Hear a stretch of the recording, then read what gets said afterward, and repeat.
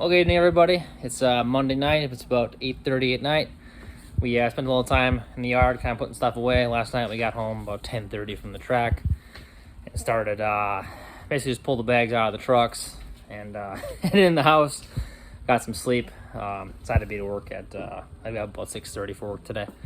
So and then got home and put a little organizing away.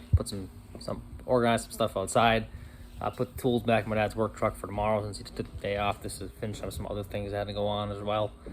And now time for a little maintenance on the daily cars. So I have two Eagles I drive. This is my 84. I've been driving since I was 16. So I got 250-some thousand on it now. So it's getting a little thin. I'll probably, I bought a nice rust-free 88 last November. I'm going to replace this car with probably the end of the summer here too. We're just kind of getting some more free mileage out of it. So. But with driving a car that many miles on it, it's a little bit of maintenance. So the other day I was driving it to work, made some noise in the front. I had been thinking, oh, okay, just a little bit of noise. Next day got a lot worse. So I parked it on my white one. But now, as you can hear, I need a wheel bearing. So time to tear it apart and have some fun with the wheel bearing on an AMC Eagle. So I'll get to work and keep you guys posted along the way. And I will say, I have not changed this one in this car yet. I've changed the driver's side, not the passenger side. So $250,000 for a stock wheel bearing. I can't complain. Hi guys, it's Wednesday evening here after work. I got some more work done on the Eagle yesterday and today. Just kind of didn't end up doing any taping. So we're just trying to get this thing done so we can go on to other things. But got the bearing, actually the whole bearing unit apart. These are set up similar to a newer pickup truck. Actually, this was one of the first vehicles that had this system with your seal bearing system, and then upper lower ball joint, obviously the IFS, and then a CV shaft. So, and the unit looks pretty similar to what everybody's used to seeing. Pretty much your regular 3-bolt setup with your bolt setup and your bearing inside there, and then your CV shaft. So, here's a couple of the used units we had out of some other cars, just seeing if we had some stuff. But then we thought about we had some bearings on hand, so. Just going to press in some brand new bearings anyway, since this unit can be on hand for another Eagle when we have an issue with another one in the future, since it'll become a parts car in a little while. So got a brand new bearing, brand new national press in there. After we put our other original one back in, since this one is just fine. It was only the one race that had issues, so that's been out of there already actually. And where'd the other race go after that? You sorted away already or what? We took out is garbage. Okay. Yeah, and this was the one that was out of there. As you can see, it's got a lot of lines in it. Everything else. We actually got a decent amount of flooding up here a couple weeks ago from all the rain. It's actually flooded my hometown. Luckily, we're a couple miles out of town, so we didn't get any rain here. But a lot of our roads got flooded in. I drove through some deep water with this thing on some of our main roads around here. And I think that actually got some water in the wheel bearing, and that's actually why. And I parked the car for a couple of days. I drove my other one, and then here we go, we got the lines in there. So I'm guessing it probably just got some water in there from. I drove through the water, and it was at the rockers in a couple different spots. So it's probably what actually caused the issue, but it happens. It is what it is. So at least it was the wheel bearing. At least it was the wheel bearing anyway, and that's for sure what it was, and not just something else making noise not supposed to be. So. We're gonna press this back together here in a few minutes, and then we'll get ready to put the unit back in the car and start the reassembly process. So, and now we got all of our bearings all packed. I didn't have a seal kit right now on hand, so I'm just gonna put the old one back in, which actually is still pretty pliable yet since we're up here in Minnesota. They don't dry out too bad. So, and the one actually in the car isn't bad as well. So. We're gonna put this back together here, and usually you could buy a full actual assembled part for most vehicles. They don't make the full unit for an Eagle anymore, just not as much demand, obviously. So that is why we're putting the bearings in ourselves, not just for our health. So, which it's not too bad to order some bearings too and put them in. It's a pretty easy press, honestly. Our 30-ton in the back does it pretty easily. So I finished up the wheel bearing unit assembly that night around 11 o'clock, and then we decided to get back to it the next day. I didn't get a chance to get any more footage the next day because I ended up staying to work a little later and doing some editing. My dad finished up the reassembly process. So, but here's kind of an overview of the car I was daily driving for a couple days in the Eagles now, which this is my 20,000 mile original 1979 AMX. It's a 304 automatic. It's pretty much all the options. We got power steering, power brakes, cruise, tilt, power locks even. The only missing in this car is the sunroof. That's pretty much the only option this car doesn't have. And it was not a dual exhaust car originally. So otherwise, it's been a lot of fun. I enjoy driving. I've driven this car about, I started 22,000, I'm at 28,000 now. So I've driven this car 6,000 miles since I got it. My dad bought it in 2000, and then I bought it from him in 2020. So when I was living in the cities down there, because it was a nice car for that job, basically. Nice car. You can just set the cruise and head out. On 70 right now. We're at about 2,800 RPM. I can go 80 all day with this thing with the cruise on. Gets about 20 miles to the gallon. I did put a stereo in it, and I was able to get some actually small 5.5-inch kicker speakers that go behind the covers and actually look nice in there. You don't really see them, and they sound really freaking good. So it's been a lot of fun to drive, and this car handles like it's on rails. It's multi-stock 79 AMX. So tour on my way to work. Since I thought it'd be a little fun to drive this today. Since I drive my Eagles every day. It's like, you know what? It's actually not raining for once. Let's drive something fun.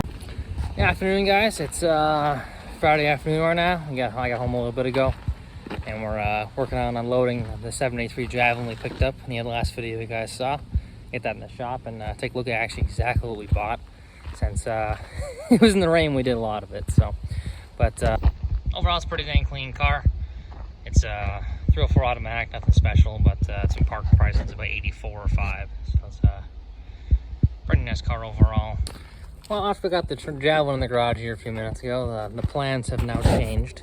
So my great uncle runs a sprint car down in South Dakota and stuff, and we usually go down about once a month. Last month we didn't end up making it because we were still finishing assembling the enclosed over here. So looks like good weather down there, and it sounds like most of the flooding stuff has been taken care of enough. We can go down and join them in the racing again. So we're gonna get some stuff unloaded out of my dad's work truck here quick and get some bags packed and head to Vermillion, South Dakota tonight.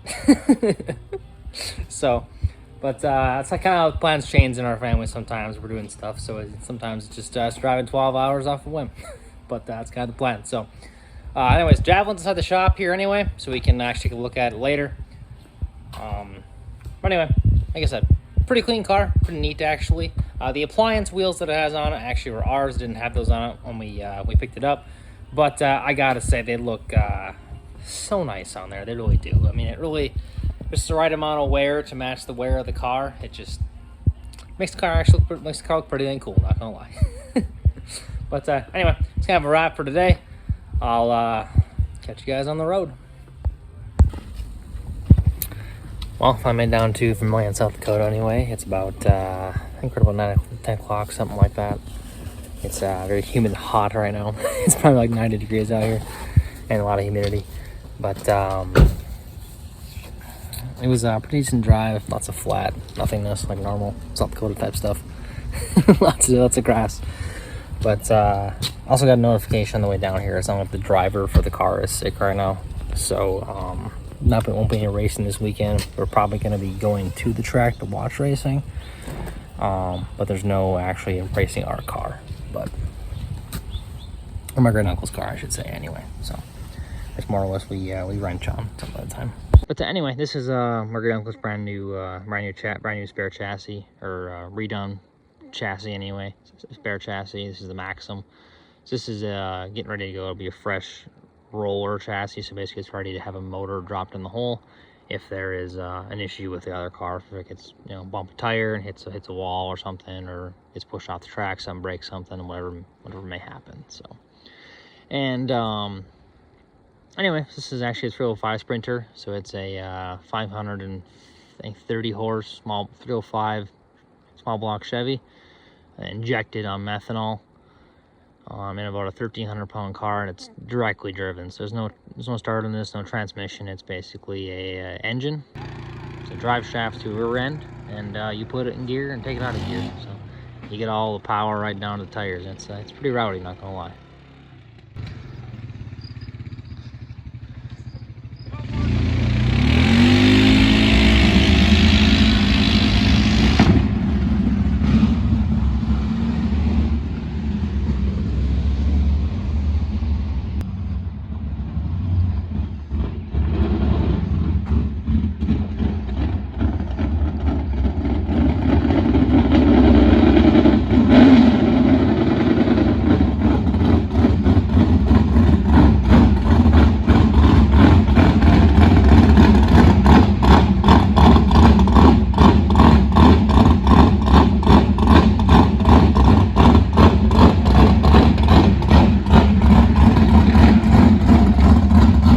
Well, we did end up going to the track this weekend just because there was a lot of other stuff going on at home. Just kind of decided to do some visiting instead, if we're not actually going to run the car.